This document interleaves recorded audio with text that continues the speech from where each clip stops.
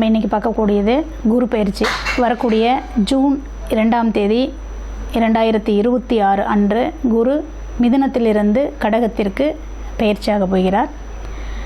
இந்த குரு பயிற்சி 12 ராசிக்காரர்களுக்கும் 27 நட்சத்திரத்திற்கும் எப்படி இருக்க போகிறது இந்த வருடம்? ஏன்னா குரு ஒரு வருடத்திற்கு ஒரு வீடு என்ற நிலையில் பயணிப்பார். அவ்வாறு பார்க்கும் பொழுது மிதுனத்திலிருந்து கடகத்திற்கு ஒரு வருட காலங்கள் குரு அங்கே தான் இருக்க போகிறாரு. அந்த குரு 12 ராசிக்கும் 27 நட்சத்திரத்திற்கும் உரிய பலாபலனை தரப்போகிறாரு. எப்பயுமே குரு நின்ன வீட்டை கெடுப்பார் அப்படிங்கிற ஒரு பழமொழி இருக்குது. குரு பார்த்த வீட்டை வளர்ப்பார்.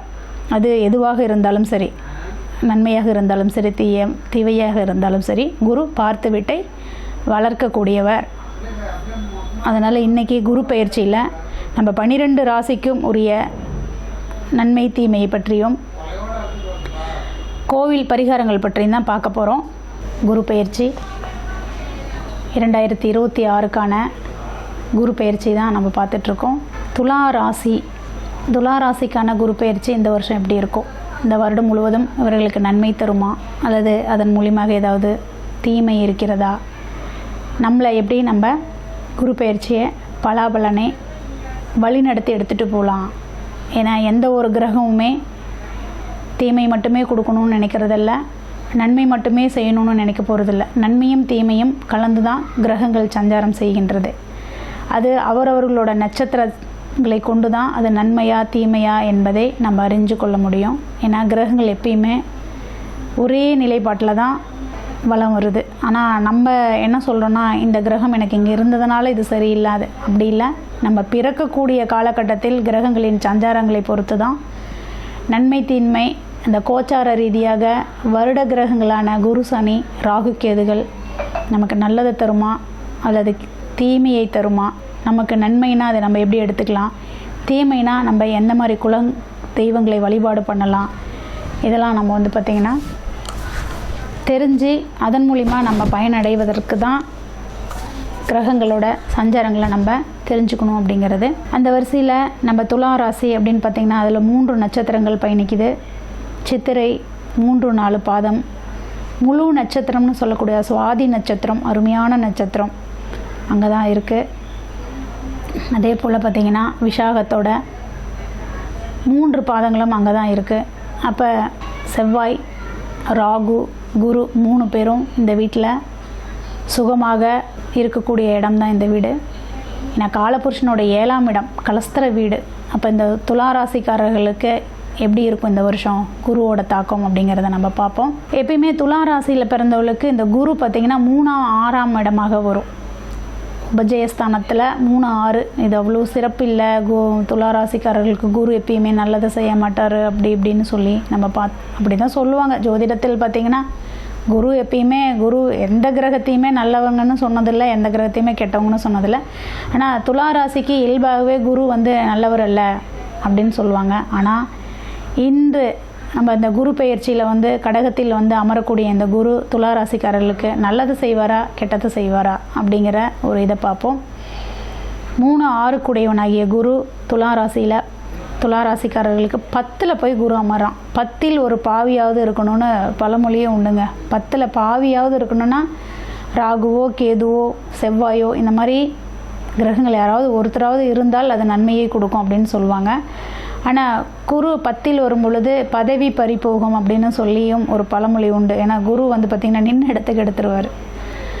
அப்போ பதவியை பிடுங்கிக்கு வரா பறிச்சிருவாரான்னு அப்படி இல்லை. குரு உச்சமாகக்கூடிய வீடு, அங்கே சந்திரன் ஆட்சியாகக்கூடிய வீடு, சரிங்களா? செவ்வாய் நீச்சமாகக்கூடிய வீடு, குரு 10ல் வருகிறார். அப்போ வேலையில் மாற்றத்தை கொடுப்பார். புதுசாக ஒரு வேலை, அதாவது செஞ்சிட்ருக்கிற வேலையை விட்டுட்டு புதிய ஒரு வேலையை தொழிலை தொடங்கக்கூடிய ஒரு நிலை ஏற்படும். ஏன்னா குருவோட பார்வை 2ஆம் வீட்டிற்கு விழுகிறது. அப்போ புதுசாக ஒரு வருமானத்தை உண்டாக்கக்கூடிய நிலைப்பாடு கிடைக்கும் இந்த வருஷம். கட்டாயம் புதுசாக ஒரு பணவரவு உண்டுங்க, சந்தோஷமாக இருங்க. அடுத்தபடியாக பார்த்திங்கன்னா 2ஆம் இடம் அப்படின்னு எடுத்துக்கிட்டால் விருச்சகத்திற்கு அது 9ஆம் இடமாக மாறும். அப்போ 2ஆம் வீட்டிற்கு பாக்கியத்தில் போய் குரு அமர்கிறார். அப்போ 2ஆம் இடம் அப்படிங்கிறது நமக்கு வரக்கூடிய வருமானம். பாக்கியம்ங்கிறது ஒரு மனிதனுக்கு வாழ்நாளில் முக்கியமாக எல்லா நிகழ்வுக்கும் அது தேவை. அப்போ பார்த்திங்கன்னா பாக்கியாதிபதி அப்படின்னா யார் சொல்லுவோம்னா தகப்பன் தாங்க பாக்கியாதிபதி. நம்மளோட பெற்றவங்க தான் நமக்கு பாக்கியம். ஆனால் அவங்களோட இதில் தான் நம்ம வளர்கிறோம். அப்போ இந்த இடம் தகப்பன் மூலியமாக ஒரு வருமானத்தை கொடுக்கக்கூடிய நிலையும் சொல்லும். தகப்பன் மூலியமாக தகப்பனோட தொழில், இது நாள் வரையிலும் நான் புதுசாக எந்த தொழிலும் செய்யலைங்க, எங்கள் அப்பா ஒரு தொழில் செஞ்சிட்ருக்காரு, இன்றைக்கி அந்த தொழிலை நான் எடுத்து செய்யலாமான் இருக்கேன்னா தாராளமாக நீங்கள் செய்யலாம். ஏன்னா அந்த தொழில் உங்களுக்கு மென்மேலும் கை கொடுக்கும். அடுத்தபடியாக 3ஆம் இடம். 3ஆம் இடத்திற்கு குரு 8இல் செல்கிறார். சகோதரன் ஸ்தானத்திற்கு குரு எங்கே போகிறாருன்னா 8ஆம் இடத்திற்கு போய் உச்சமாகிறார். அப்போ சகோதரன் மூலியமாக ஒரு நல்ல பலன் கிடைக்கும். அதே சமயத்தில் சகோதரன் மூலியமாக சிறு கருத்து வேறுபாடுகள் உண்டு. தகவல் தொடர்பு மூலியமாக திடீர் ஏதாவது ஒரு பிரச்சனைகளை சந்திக்கக்கூடிய ஒரு நிலைப்பாடு ஏற்படும். தகாத உறவுகள் அப்படிங்கிற எண்ணத்திற்கு எங்கேயும் போக வேண்டாம். அதன் மூலியமாக நீங்கள் விமர்சிக்கப்படுவீர்கள். கவனமாக இருக்கணும். ஏன்னா 8ஆம் இடம் அசிங்கம், அவமானத்தை சொல்லக்கூடிய இடம். அப்போ 3ஆம் இடம் அப்படிங்கிறது மனிதனோட அந்தரங்கங்களையும் சொல்லும். அதாவது அப்போ 3ஆம் இடம் என்பது பார்த்திங்கன்னா மனிதனோட எண்ணம், இயக்கம், ஆற்றல், பேராற்றல், திறமை, இது எல்லாமே 3ஆம் இடம்தான். இது 8ஆம் இடத்தோடு சம்மந்தப்படுறதுனால உங்களோட எண்ணங்களை நல்ல எண்ணங்களாக மாற்றுங்கள். செயல்களை நல்ல செயல்களாக மாற்றுங்கள். தவறான பாதைக்கு போயிடாதீங்க. இது கொஞ்சம் தவறான பாதைக்கு எடுத்துக்கொண்டு செல்லக்கூடிய ஒரு நேரமாகவும் இருக்கும். அடுத்தபடியாக 4ஆம் இடம் தாய்ஸ்தானத்திற்கு 7ஆம் இடத்தில் குரு நிற்கிறார். அப்போ தாய்க்கு 7ஆம் இடம் அப்படின்னா தகப்பனாகவே வருவார் அந்த இடம். மீண்டும் கட்டாயம் தாய்க்கு இந்த வருடம் எப்படி இருக்குன்னா நல்லாயிருக்கும். குருவோட பார்வை இருக்குது. இதுவரையிலும் தாய்க்கு உடல்நிலை பாதிப்பு இருந்ததுங்க அப்படின்னா கூட இந்த வருடத்தில் அது சற்று குறையும். அதே மாதிரி தாய் மூலியமாக உங்களுக்கு ஒரு நல்ல நற்பயன் கிடைக்கும். தாய்க்கும் இந்த வருடம் நல்ல வருடமாகவே இருக்கும். பயந்து கொள்ள வேண்டாம். அதே சமயம் தாய் என்று பார்க்கும் பொழுது அதற்கு சமசப்தத்தில் குரு இருக்கிறதுனால் தாய்க்கு அது கணவனாக மாறுவதால் வெளிநாடு பயணம், இந்த வருஷம் எங்கள் அப்பா வெளிநாடு பயணம் மேற்கொள்ளலான் இருக்கிறாருன்னா கட்டாயம் அது கைகூடும். அடுத்தபடியாக கும்பம். இவங்களுக்கு 5ஆம் இடமாக, அதாவது துலாம் ராசிக்காரர்களுக்கு 5ஆம் இடமாக வருவது கும்பம். கும்பத்திற்கு நேர் 6இல் குரு அமர்கிறார். அப்போ 5, 6ன்னு வரும்பொழுது பார்த்திங்கன்னா மனதளவில் ரொம்ப குழம்பி இருப்பாங்க. அந்த மனசளவில் குழம்புறதுக்கான அந்த இடத்த கொடுக்காதீங்க. ரொம்ப குழப்பங்கள் ஜாஸ்தி வரும். ஏன்னா குரு அந்த 5ஆம் வீட்டிற்கு 6ஆம் வீட்டில் அமர்கிறார். அப்போ செய்யக்கூடிய தொழில், எந்த தொழிலை செஞ்சிட்டோம் இதனால் நமக்கு ஏதாவது பணம் பிரச்சனை வருமாங்கிற குழப்பம், குழந்தைகளால் தான் அதிக குழப்பங்கள் வரும். அப்போ குழந்தைகளிடம் முடிஞ்ச அளவுக்கு மனம் விட்டு பேசுங்க. குழந்தைகளிடம் கோபம் அப்படிங்கிறது இருக்கக்கூடாது. அட்வைஸ் அப்படிங்கிறது நீங்கள் எந்த அட்வைஸ் பண்ணாலும் அந்த குழந்தைய ஏற்றுக்கக்கூடிய மனநிலையில் இப்போ இருக்க மாட்டாங்க. அதனால் அவங்களுக்கு அட்வைஸ் பண்ணுறதை காட்டிலும் அவங்களோட நல்ல உற்ற நண்பனாக இருக்க பழகுங்க. இது மேலும் உங்கள் குழந்தைகளுக்கும் உங்களுக்கும் உள்ள நல்ல ஒரு பாண்டிங்கை கொடுக்கும். அதை விட்டுட்டு குழந்தைங்களால் எனக்கு மனக்குழப்பம் அல்லது நான் செய்யக்கூடிய தொழிலால் குழப்பம் அப்படிங்கிறதெல்லாம் இந்த வருடம் இருக்கும். அதை நீங்கள் தான், உங்கள் கையில் தான் இருக்குது. அதை நன்மையாகவும் தீமையாகவும் எடுத்துக்கிட்டு போகிறது.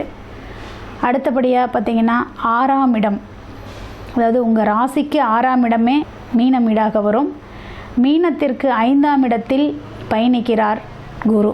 அப்போ குருவோட பார்வை அந்த 6ஆம் இடத்திற்கு இருக்குது. கடன் வாங்கலான்னு நினைக்கிறீங்களா? வாங்குங்க, கடனை கட்டிடுவீங்க, பயந்துக்க வேண்டாம். அதே போல் இஎம்ஐ வச்சுக்கோங்க. இந்த காலகட்டத்தில் இஎம்ஐ வச்சுக்கிட்டிங்கனாலும் ஒரு சிறப்பு தான். சிறு சிறு இஎம்ஐ உங்களை பெரிய கடனுக்கு எடுத்துகிட்டு போகாது. அதுக்காக நான் கிரெடிட் கார்டு யூஸ் பண்ணுறேன் 2 லட்சத்துக்கு 3 லட்சத்துக்குன்னு போயிடாதீங்க.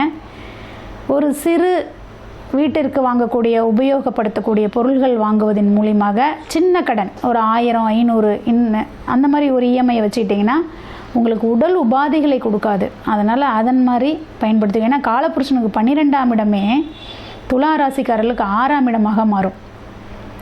காலபுருஷன் 4ஆம் வீட்டில் போய் குரு உச்சம். அப்போ பார்த்திங்கன்னா உடல் உபாதைகளை கொடுப்பதற்காக தான் இந்த குரு வருவார். அதை நம்ம எப்படி மாற்றிக்கணும் அப்படின்னு பார்த்திங்கன்னா, கடன் மூலியமாக சின்ன கடன் வாங்கிட்டிங்கன்னா அந்த கடன் நீங்கள் கட்டும்பொழுது மருத்துவ செலவு என்பது குறைஞ்சிரும். அப்போ அதன் மூலியமாக உங்கள் உடல் ஆரோக்கியத்தை மேம்படுத்திக்கலாம். இதுதான் இந்த துளாராசிக்காரர்களுக்கு மருத்துவ டிப்ஸ்னு எடுத்துக்கலாம் நீங்கள். அடுத்தது 7ஆம் இடத்திற்கு 4ஆம் இடமாக பயணிக்கிறார். 7ஆம் இடம் என்பது களத்திரம், 4ஆம் இடம் என்பது, அதாவது 7ஆம் இடத்திற்கு 4ஆம் இடம் தன் கணவனோட தாய் உச்சம். அப்போ இந்த இடத்துல பார்த்திங்கன்னா மாமியார் மருமகளுக்குள்ள ஒரு நல்ல ஒரு பாண்டிங்கு, மாமியார் மருமகனுக்குள்ள ஒரு நல்ல பாண்டிங், இதெல்லாம் நல்லா கிடைக்கும். அப்போ இந்த காலகட்டத்தில் நீங்கள் எந்த ஒரு பயமும் வேண்டாம். நல்லா உங்கள் மாமியார் உறவு முறையை மேம்படுத்திக்கக்கூடிய ஒரு நிகழ்வாக இருக்கும். ஏன்னா கணவனுக்கு தாய் ஸ்தானத்தில் போய் குரு உச்சமாகிறார். அப்போ அம்மா கணவன், அதாவது உங்கள் கணவனாக இருந்தாலோ அல்லது மனைவியாக இருந்தாலோ அவங்களுக்கு அவங்களோட அப்பா அம்மா கிட்ட ஒரு நல்ல பாண்டிங், அண்டர்ஸ்டாண்டிங் இருக்கும். இவ்வளோ நாள் இல்லைங்க, இவ்வளோ நாள் எங்கள் அப்பாவை புரிஞ்சிக்கல, எங்கள் அம்மாவை புரிஞ்சிக்கலன்னா இப்போ அது புரிஞ்சிக்கக்கூடிய ஒரு காலகட்டத்தை கொடுக்கும். அப்போ துளாராசியில் பிறந்தவர்களோட கணவனோட தாய் அவங்கக்கிட்ட நீங்கள் கொஞ்சம் அனுசரித்து தான் இருக்கணும். அது ஆணாக இருந்தாலும் பெண்ணாக இருந்தாலும். ஏன்னா அவங்க கை ஓங்கி நிற்கும். அதனால் என்னோடய கணவர் என்னோடய மாமியாருக்கே செய்கிறாரு நிறையா. என்னோடய மனைவி தன் அம்மாவுக்கு கொடுக்கக்கூடிய ஒரு மதிப்பை எனக்கு தர மாட்டேங்கிறார் அப்படின்னு சொல்லாமல் அவங்க கூட நீங்களும் ஒரு அண்டர்ஸ்டாண்டிங்காக போனீங்கன்னா இன்னும் நல்ல மதிப்பும் மரியாதையும் உங்களுக்கு கைகூடும். அதே போல் துளாராசிக்கு 8ஆம் இடத்திற்கு 3ஆம் இடத்திற்கு பயணிக்கிறார் குரு. 8ஆம் இடம் அப்படிங்கிறது நம்மளோட ஆயுள் ஆரோக்கியம், நம்மளோட எண்ணங்கள்னு சொல்லலாம். இந்த இடத்துல பார்த்திங்கன்னா மதிப்பு மரியாதை 8ஆம் இடம் தான். நமக்கு ஒருத்தர் நம்ம மேலே வச்சுருக்கிற மதிப்பு மரியாதை எந்த இடத்துல ஓங்கி நிற்குன்னா 8ஆம் இடம் தான். அப்போ அந்த 8ஆம் இடத்திற்கு குரு 3ஆம் இடத்திற்கும் அந்த குரு நிற்கிற வீட்டுக்கு 11ஆம் இடமாக மாறுவதால் எப்பயுமே உங்கள் மேலே ஒரு நல்ல மதிப்பு மரியாதை இருக்கக்கூடிய நபராகவே நீங்கள் இருப்பீங்க. அதை காப்பாற்றி கொள்ளக்கூடிய ஒரு தருணம் இது, அதை மறந்து விடாதீர்கள். அடுத்தது துலா ராசிக்கு 9ஆம் இடம் மிதுனமாகவும் மிதுனத்திற்கு 2ஆம் இடத்தில் பார்த்திங்கன்னா குரு போய் உச்சமாகி நிற்கிறாரு. அப்போ தகப்பனுக்கு 2ஆம் இடம் லாபஸ்தானம், அப்பா மூலியமாக வருமானம், அந்த வருமானம் உங்களுக்கும் ஒரு ஆதாயம் அப்படின்னு எடுத்துக்கலாம். கோவில்களுக்கு வெளியில் போய் போகலாமா அப்படின்னா போகலாம். உயர்கல்விக்கு, அதாவது 9க்கு 2இல் குரு, 2இல் இருக்கக்கூடிய குருவுக்கு அதாவது பார்த்திங்கன்னா 12ஆம் இடமாக அந்த மிதுனம் மாறும். அப்போ கல்விக்கு நான் வெளிநாட்டு படிப்புக்காக போகிறேன், மருத்துவ படிப்புக்காக போகிறேங்க, போகலாமா? போகலாம். ஏன்னா அது காற்று தத்துவமே 9ஆம் இடமாக மாறுவதால் வெளிநாடு பயணங்களை மேற்கொள்வதனால் எனக்கு நல்ல பலன் கிடைக்குமானா 100% நல்ல பலன் கிடைக்கும். நீங்கள் தாராளமாக போகலாம். அதன் மூலியமாக உங்களுக்கு ஒரு நற்பெயரும் கிடைக்கும். இதை நீங்கள் பயன்படுத்தி கொள்ளுங்கள். அடுத்தபடியாக துலாம் ராசிக்கு 10இல் குரு, ஆரம்பத்திலே சொல்லிட்டேன் நான், 10ல் குரு வரும் பொழுது பதவியே பறிபோகும்னு சொல்லுவாங்க. ஆனால் நீங்கள் அந்த பதவியை காப்பாற்றிக்கிறது உங்கள் கையில் தான் இருக்குது.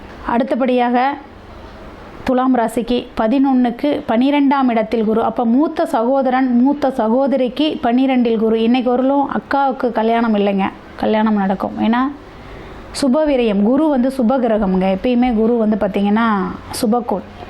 அவர் பார்த்திங்கன்னா 4ஆம் இடத்தில் நிற்பதும், அதாவது காலபுருஷனுக்கு 4ஆம் இடத்தில் நிற்பதும் துலாம் ராசிக்காரருக்கு சிம்ம வீடு என்பது 11ஆக வரும்.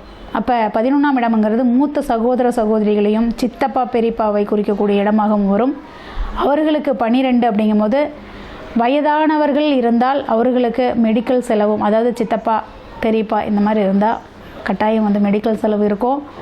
அண்ணன் அக்கா இருந்தால் அவங்களுக்கு திருமண செலவு இருக்கும், ஆடம்பர செலவு இருக்கும். இதை பயன்படுத்திக்கோங்க. அடுத்தது துலா ராசிக்காரர்களுக்கு 12ஆம் இடமாக வருவது கன்னி. அந்த கன்னிக்கு 11ஆம் இடத்தில் தான் குரு நிற்கிறார். அப்போ 12க்கு 11இல் குரு நிற்பதனால அயன சயன போகம் உங்களுக்கு, அதாவது பார்த்திங்கன்னா இல்லற வாழ்க்கைக்கு இது ஒரு நல்ல ஒரு காலகட்டமாக இருக்கும். கணவன் மனைவிக்குள்ளார ஒரு நல்ல அண்டர்ஸ்டாண்டிங் இல்லைங்க, ஏதோ குடும்பம் நடத்துகிறோம் அப்படிங்கிற பேருக்கு அளவில் தாங்க கணவன் மனைவினா, இந்த வருடம் கட்டாயம் உங்களுக்கு அது நல்ல ஒரு சுகமான வாழ்க்கையை கொடுக்கும். அயன சயன போக வீட்டில் குரு அமர்ந்திருக்கிறார். அப்போ இது அருமையாக இருக்கும். நன்றி, வணக்கம்.